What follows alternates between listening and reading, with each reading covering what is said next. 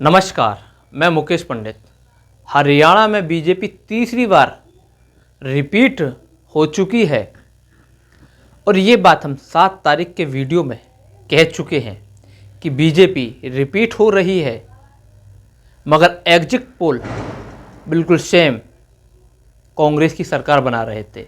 हमने एक बात और कही थी 7 तारीख के वीडियो में, पुराने वीडियो में आप देख सकते हैं उठाकर, कि लगभग 40 सीटों पे कांग्रेस आगे है, बाकी 25 सीटों पर पेच फंसा हुआ है। 25 सीट किसके खाते में जाती हैं? अब निर्णय आने के बाद अब कंफर्म हो गया कि वो 25 की 25 सीटें बीजेपी के खाते में जा चुकी हैं, जिन पे कड़ा पेच फंसा हुआ था, क्योंकि उसके पीछे कई रीजन है। पहला समस्या तो ये निकल कर आ रही है कि 99% ईवीएम मशीन कैसे चार्ज रही। जो मशीनें 60 से 70% चार्ज हैं वो तो सही है, बीच बीच में जो कि विपक्ष ने आरोप भी लगाया है, बीच बीच में जो मशीनें आई हैं वो 99% चार्ज हैं। किस हिसाब से? अगर आज की डेट में अगर हम भी या आप भी कोई भी कहीं काम करने जाता है, कोई भी फ़ोन हो, कैमरा हो या कोई भी चीज़ हो, जब काम करने जाते हैं तो फुल चार्ज करके जाते हैं, तो पूरा चार्ज नहीं रहता है, डिस्चार्ज होता है, कुछ तो होता है। वही ईवीएम का हिसाब था। ईवीएम जो 60 से 70% जो हैं चार्ज, वही एक्यूरेट रही।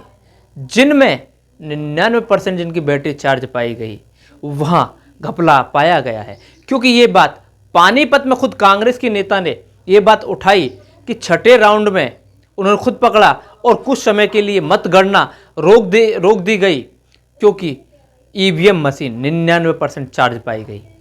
ऐसा काफ़ी बूथों पर या काफ़ी मतगणना पर हुआ है, स्थल पर हुआ है, क्योंकि 99%। क्योंकि अगर एक ईवीएम के अंदर अगर 700 वोट पाए जा रहे हैं, माना अगर 1000 वोट या 700 वोट हैं, और जिनमें 99% जो बैटरी चार्ज है उनमें 70 से 80% वोट बीजेपी के लिए निकले हैं। क्या अगर इस तरीके से 10 ईवीएमों का हिसाब लगाया जाए तो कितने वोटों का अंतर पैदा होता है? लगभग 6 से 7 और 8000 वोट का अंतर पैदा होता है। इस हिसाब से प्लस बीजेपी का जो एक षड्यंत्र है वो इस ईवीएम के द्वारा चुनाव जीतना, वही ईवीएम के अनुसार बीजेपी चुनाव में वापसी कर पाई। क्योंकि ये चीज़ें एक सिर्फ ईवीएम नहीं, इसमें काफ़ी तथ्य हैं। क्योंकि हम स्टार्टिंग ईवीएम से कर रहे हैं, क्योंकि ईवीएम का 99% चार्ज होना बहुत ही एक सोचने वाला विषय है। क्योंकि ये चीज़ चुनाव आयोग जवाब दे, 99% कैसे बैटरी चार्ज पाई गई। क्या अदर बूथों पर क्या रहा, अदर मतगणनाओं के समय क्या रहा, काफ़ी जगह से ये बातें सामने आई हैं। वहीं पर एक बात और है कि बीजेपी ने किस तरीके से चुनाव प्रचार किया। क्योंकि जहां पिछली बार 18 रैलियां मोदी जी ने की, अब के 3 से 4, औसतन 3 से 4 रैलियां थीं। अब के मोदी चुनाव से दूर रहे, फिर भी बीजेपी कम बैक कर पाई। क्या इसमें कांग्रेस के नेताओं की भी कमी है, या कांग्रेस के कुछ आला कमान के नेता अपनी महिला मित्रों को टिकट बांटकर कांग्रेस को गड्ढे में डाल रहे हैं? या फिर ये कहें कि साउथ से आकर आप उत्तर भारत में हरियाणा में आकर दिल्ली से सटे हरियाणा में आकर आप मजे करोगे क्या? इसीलिए अपने लोगों को टिकट दिया जा रहा है। वह हाल बल्लमगढ़ सीट पर बेणु गेसु गोपाल क्या हिंदी भाषा जानते हैं? कांग्रेस के संगठन के नेता बेणु गेसु गोपाल को हिंदी आती है क्या? जिस तरीके से वहां जो टिकट दिया गया, क्या हाल हुआ उसका। वहीं संदीप सिंह भवानी खेड़ा, प्रदीप नरवाल को जो टिकट दिया गया, क्या हाल हुआ वहां, कितना विरोध हुआ। वहां निर्दलीय के कितने वोट आए वो नहीं देखे। वही हाल पानीपत का रहा, बावरिया का। क्यों? बीजेपी को पता है कि फिक्स है उसका वोट। उसने 10% वोट जो था, टारगेट था काटने का, उसने 20% वोट में सेंध लगाई। 20% वोट में सेंध लगाई। वही कांग्रेस अपने आपे से लड़ती हुई जूझती हुई नजर आई, क्योंकि वहाँ के जिस तरीके से बीजेपी ने रणनीति तैयार की थी, बीजेपी ने लोकतंत्र को नहीं युद्ध की तरह चुनाव लड़ा है, क्योंकि युद्ध में हर चीज़ जायज़ होती है, चुनाव लोकतंत्र में कोई चीज़ जायज़ नहीं होती, सिर्फ सिद्धांत जायज़ होते हैं।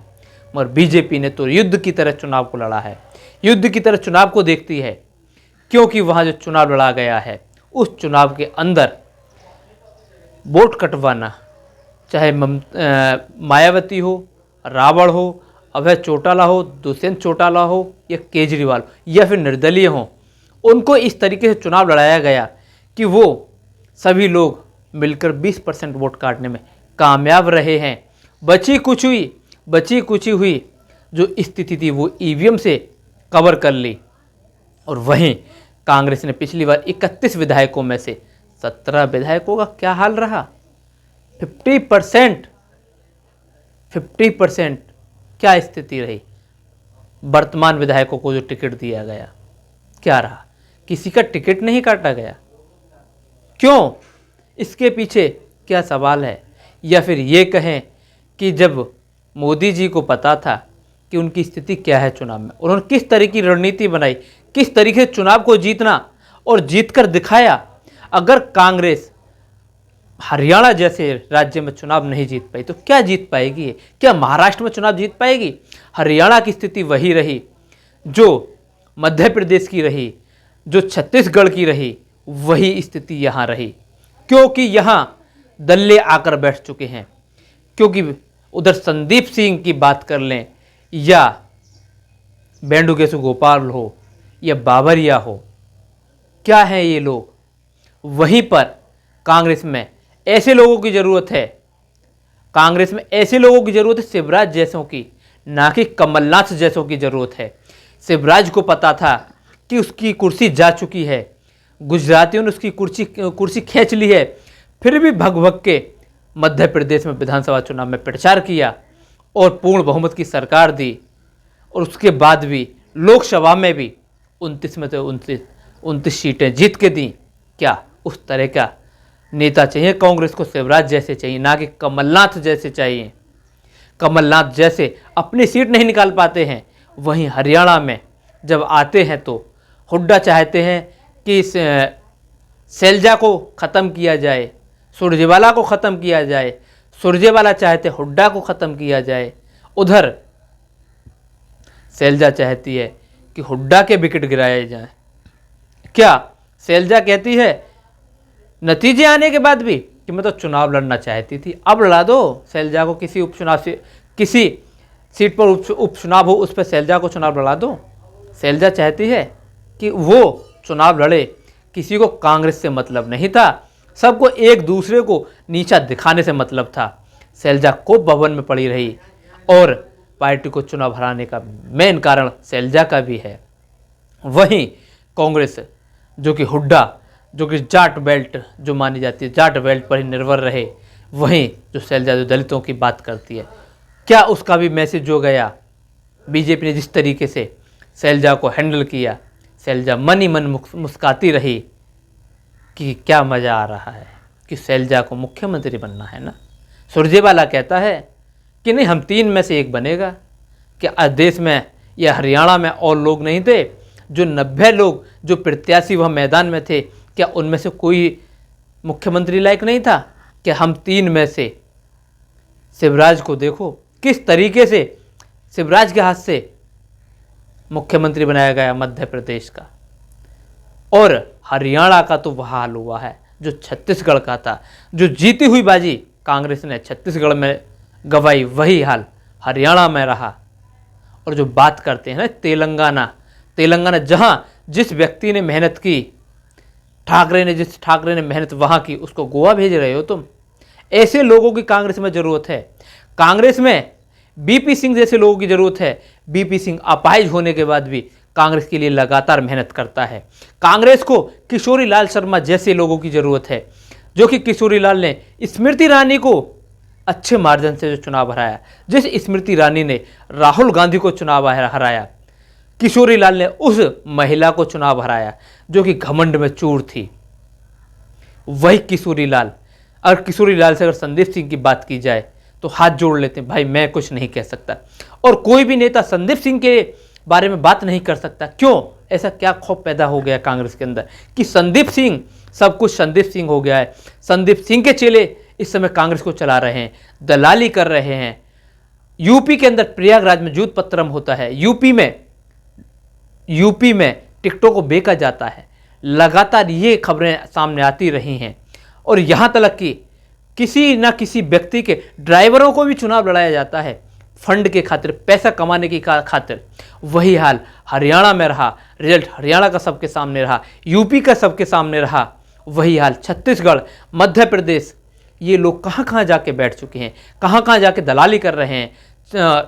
तुम्हारा हिमाचल में भी जाकर पहुँच गए। ऐसे लोगों को राष्ट्रीय महासचिव बना दिया गया है जो कि बेचने का काम कर रहे हैं कांग्रेस को।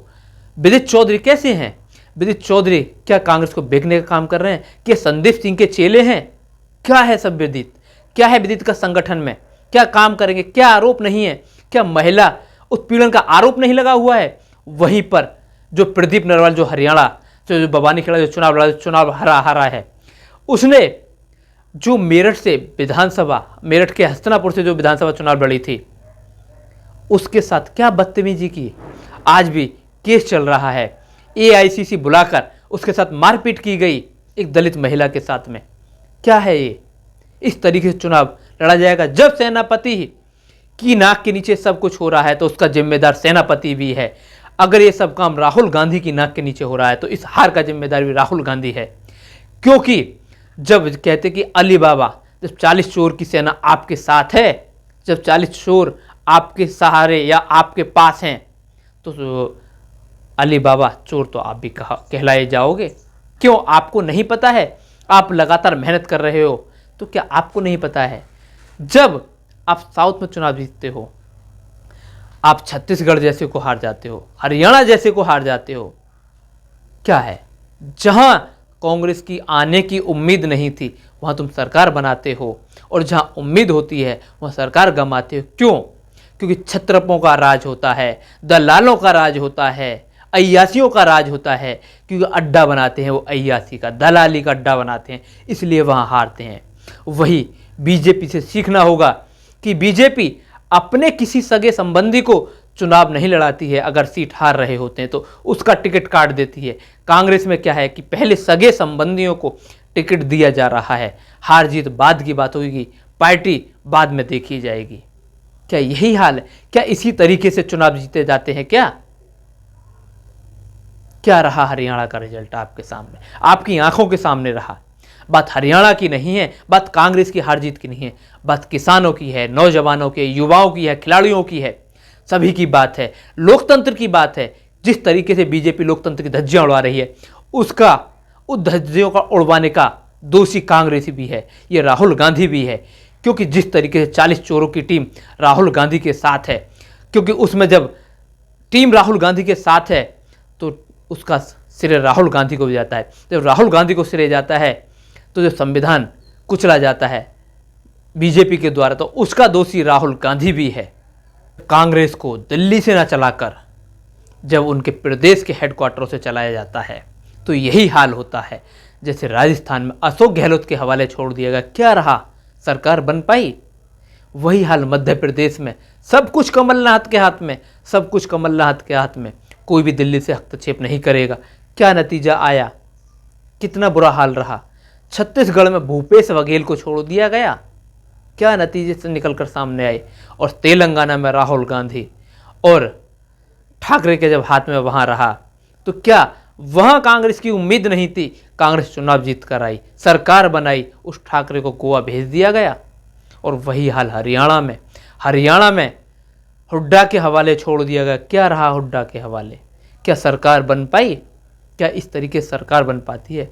बीजेपी से सीखना होगा, कांग्रेस को अभी सीखना होगा बीजेपी से किस तरीके से सरकार बनाई जाती है। बीजेपी को पता था कि उसकी 20 सीटें आ रही हैं अपने दम पर, वहीं चुनाव प्रचार किया, वहीं मजबूती से चुनाव लड़ा। जहां पता था कि यहाँ कुछ भी नहीं है वहां अपनी तैयारी की, निर्दलीयों को चुनाव लड़ाया और सहयोगी दलों को और पार्टियों को चुनाव लड़ाया। बचा कुचा काम ईवीएम से काम तमाम किया गया। इस तरीके से चुनाव लड़े जाते हैं, ना कि इस तरीके से कि दलालों को छोड़ दो, अय्यासियों का अड्डा बना दो। हरियाणा को इस तरीके से चुनाव नहीं लड़ा जाता है, दलालों के सहारे चुनाव नहीं लड़ा जाता है। सही को सही कहना ही सही रहेगा, तभी काम चलेगा। अगर सही को सही नहीं कहोगे, रिश्ते नाते देखोगे तो सरकार नहीं बना पाओगे। रिश्ते नाते छोड़कर मजबूती से चुनाव लड़ोगे, तब चुनाव जीतोगे। क्या था हरियाणा के अंदर? तुम्हारे पास में, कांग्रेस के पास में जिला अध्यक्ष नहीं थे, क्या चुनाव लड़ेंगे वो हरियाणा में? जनता चुनाव लड़ी थी, ना कि कांग्रेस चुनाव लड़ी थी। जनता की हार हुई है यहाँ, कांग्रेस की ना हार थी ना जीत है। मगर हार का श्रेय राहुल गांधी को ही जाएगा, क्योंकि जिस जनता ने कांग्रेस से उम्मीद लगाई थी, कांग्रेस को वोट दिया था, तो क्या रहा? राहुल गांधी ने ऐसे डमी कैंडिडेट को उतारकर 10 सीटें तो ऐसी थी, 10 से 13 सीटें जहां की कांग्रेस चुनाव लड़ी ही नहीं। उनमें पानीपत हो, अंबाला की हो, या भिवानी की भवानी खेड़ा जैसी सीट हो, या फिर जिंदगी ऊंचाना जैसी सीट हो, जहाँ की लगभग बहुत ही कम मार्जिन से जो चुनाव हारे हैं, वहाँ क्या था? जो लोग दल बदलू, जो पार्टी चेंज करने के बाद में पार्टी से कांग्रेस से चुनाव लड़ रहे हैं, वो चुनाव जीत पाएंगे क्या? जो तेलंगाना में हुआ था, जो व्यक्ति दूसरी पार्टी से आकर उनको तुम चुनाव लड़ा रहे, जो जनता ने पहले ही नकार दिया है, फिर चुनाव लड़ाओगे, जनता क्या उनका साथ देगी? नकारेगी ही। क्या रहा? क्या है आपके हाथ में? क्या कर सकते हो आप? मेहनत करोगे, मगर कभी भी अपने लोगों पे कंट्रोल नहीं करोगे। कब तक डेड बॉडियों को, लाशों को ढोते रहोगे? कब तक परिवर्तन नहीं करोगे? कब तक इन डेड बॉडियों को साइड नहीं करोगे? कब तक? बीजेपी से कुछ सीखो, डेड बॉडी को साइड करना सीखो, अपने दम पे मजबूत प्रत्याशी लाओ। कांग्रेस में तो एक रिवाज बन चुका है कि अपने प्रदेश, अपनी सत्ता, अपनी राजनीति से मतलब है, ना कि कांग्रेस से मतलब है। जैसे कि अशोक गहलोत मुख्यमंत्री रहते हुए अपने बेटे को लोकसभा नहीं जिता पाए और हरियाणा, राजस्थान में शून्य पर पहुंचा दिया लोकसभा का रिजल्ट 19 का। वही हाल कमलनाथ का मुख्यमंत्री रहते हुए सिर्फ अपने बेटे को जिता पाए, बाकी किसी को नहीं। वही हाल सीतारमैया का देख लो, मुख्यमंत्री रहते हुए बीजेपी बाजी मार जाती है। और भूपेश बघेल को ले लो, छत्तीसगढ़, मुख्यमंत्री रहते हुए बीजेपी बाजी मारती है। हरियाणा देख लो, हरियाणा में बीजेपी के खिलाफ पब्लिक में गुस्सा, किसानों में गुस्सा, युवाओं में गुस्सा, महिलाओं में गुस्सा और खिलाड़ियों में गुस्सा, फिर भी बीजेपी मुख्यमंत्री रहते हुए कांग्रेस का क्लीन स्वीप भी करती है, 50-50 पे छूटती है, जो कि किसान आंदोलन के बाद अब के मुख्यमंत्री का जो विरोध था, मुख्यमंत्री बदलने के बाद भी 50-50 पर 5-5 रहा। और 19 के चुनाव में विधानसभा में 31 सीट थी और लोकसभा में सुपड़ा साफ था कांग्रेस का, फिर भी 31, अब के 50-50 होने के बाद भी मात्र 37 सीटें। क्या है? क्या सभी को सिर्फ अपनी राजनीति से ही मतलब है, ना कि कांग्रेस की थे?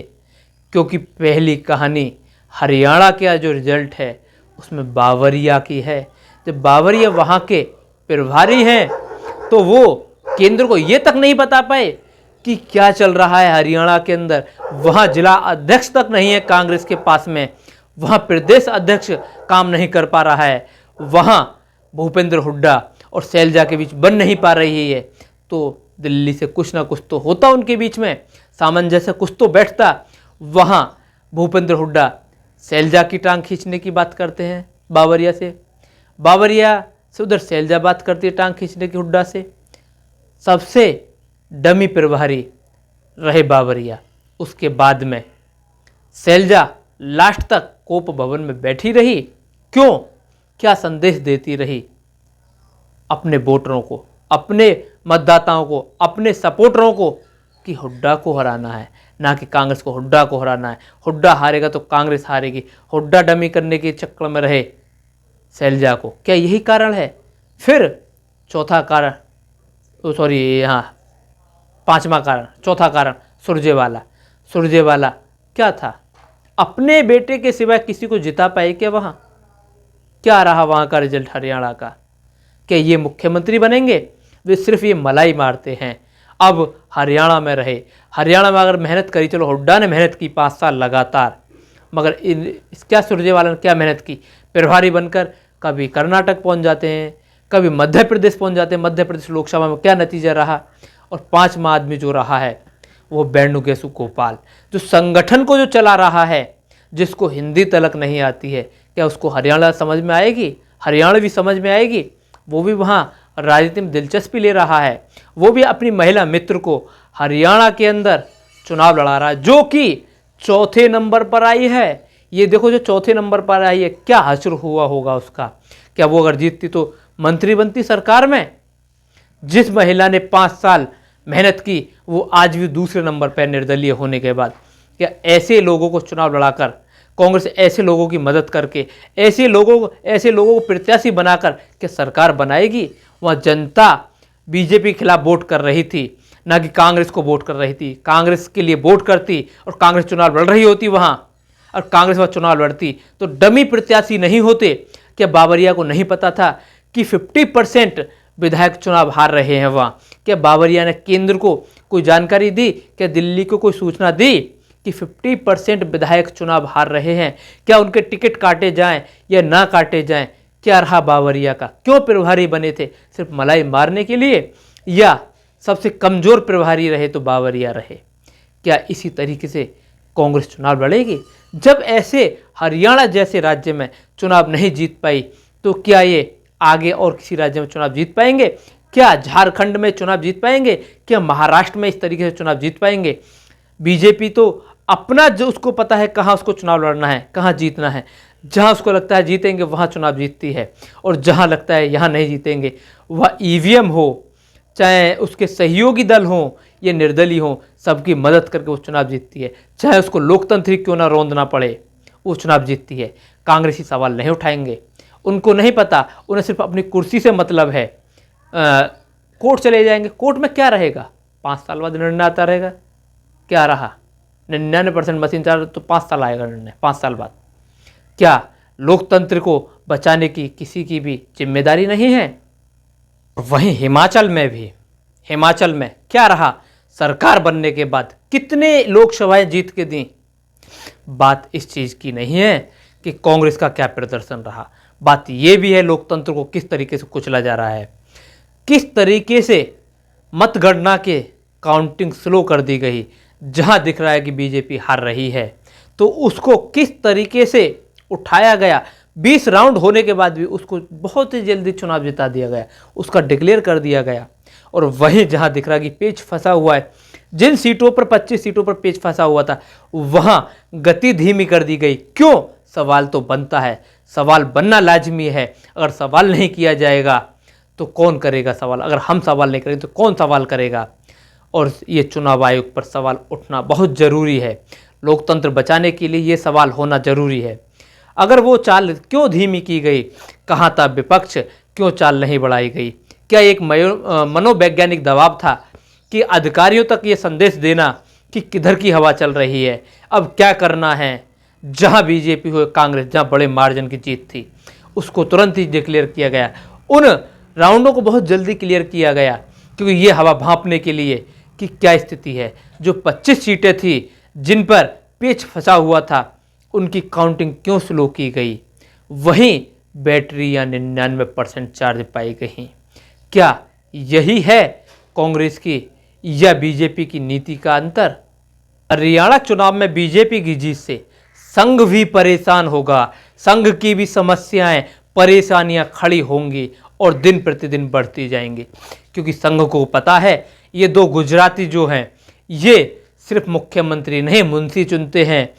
क्योंकि उन्हें पता है कि अगर ये हरियाणा हारते हैं या अदर और राज्यों को हारते हैं, तो उनके लिए आसानी होगी दिल्ली के दरबारियों को भगाने की, नए दरबारी, नए आदमी बैठाने की, नया प्रधानमंत्री बनाने की। क्योंकि जो 75 वाला जो फॉर्मूला है, उसके तहत मोदी को हटाने की। मगर अब जिस तरीके से हरियाणा में सरकार बनी है, क्योंकि लोकसभा के रिजल्ट के बाद में, क्योंकि संघ हावी था गुजरातियों पर, मगर जिस तरीके से हरियाणा का रिजल्ट आया है, उससे गुजराती होंगे संघ पर हावी। और वहीं महाराष्ट्र हो, झारखंड हो, उनके रिजल्ट के अनुसार भी गुजराती हावी रहेंगे संघ पर। चाहे जम्मू कश्मीर हो। जम्मू कश्मीर में जिस तरीके से बीजेपी का जो प्रदर्शन रहा है, फिलहाल अच्छा प्रदर्शन है। इन सबको अगर एक अच्छे से देखा जाए और जो जिस तरीके से प्रदर्शन जो करा है बीजेपी ने, तो उसमें संघ पर हावी हो जाएंगे ये गुजराती और संघ की समस्याएं बढ़ जाएंगी। संघ कोई भी हस्तक्षेप नहीं कर पाएगा, क्योंकि जो लग रहा था, जो खबरें लगातार आ रही थीं कि संघ बहुत जल्दी दिल्ली हस्तक्षेप करने वाला है, दिल्ली के दरबारियों को भगाने वाला है, दिल्ली से गुजरातियों को भगाने वाला है। वह किसी नए को लाने की जो बात थी, या नितिन गडकरी की हो, या किसी अदर की हो, या शिवराज को उप प्रधानमंत्री बनाने की हो, इस तरह की जो लोगों की चर्चाएं थीं, उन पर ब्रेक लगता हुआ नजर आ रहा है। क्योंकि जिस तरीके से शिवराज जैसे लोगों ने बीजेपी के लिए मेहनत की है, कांग्रेस में भी ऐसे ही लोगों की ज़रूरत है, ना कि कमलनाथ या अशोक गहलोत या भूपेश बघेल जैसे लोगों की। और सबसे बड़ी बात तो ये है कि कांग्रेस के अंदर संदीप सिंह हो या प्रदीप नरवाल हो या वेणुगोपाल गोपाल हो, या वेणुगोपाल गोपाल की टीम हो या संदीप की टीम हो, ये टीम कांग्रेस के लिए नहीं, कांग्रेस के लिए बीपी सिंह जैसी हो, बीपी सिंह जैसे लोग हों, बीपी सिंह जैसी टीम हो, या किशोरीलाल शर्मा जैसे लोग हों, जिनको सिर्फ संगठन से मतलब है, ना कि उन्हें यह मतलब कि हमें चुनाव लड़ना है या दलाली करनी है या अय्यासी करनी है। इन लोगों की तरह कांग्रेस में शिवराज हो या किशोरीलाल हो या बीपी सिंह हो, ऐसे लोगों की ज़रूरत है कांग्रेस को, ना कि दलों की। जय हिंद, जय भारत, वंदे मातरम।